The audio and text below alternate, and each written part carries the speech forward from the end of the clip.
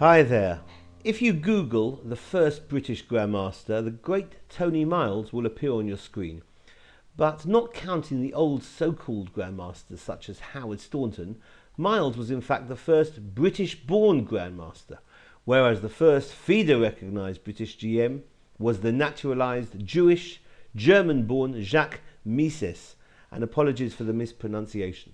This trap is called Bits and Mieses, from his game in Nuremberg in 1895 against Johannes Oquist. And this trap is almost identical to a trap called the Alaxopoulos trap, so please check that one out, but this one has just a slightly different conclusion.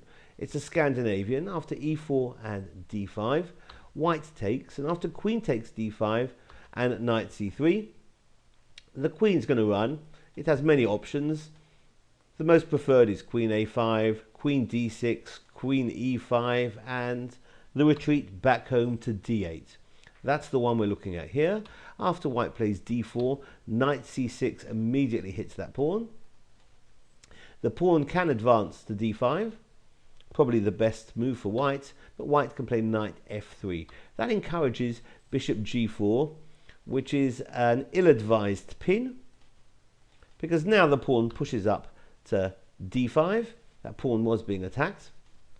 Pushes on to d5, hitting the knight, which thinks it can find a safe haven on e5 because the knight on f3 is not going to take it because the knight is pinned to the queen. But the knight can take on e5, and indeed it does, happily giving up the queen. That's what Mieses did, because after bishop takes d1, bishop b5 is check.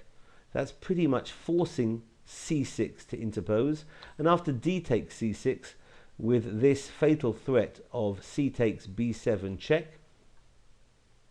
In the previous Alaxopoulos trap, we looked at a6, but here Mieses' opponent played queen c7, and it's over after c takes on b7 with check, pretty much forcing king d8, and a nice little mate with knight takes on f7. So this has been a trap called Bits and Mieses in the Scandinavian. Thank you for watching. Bye bye.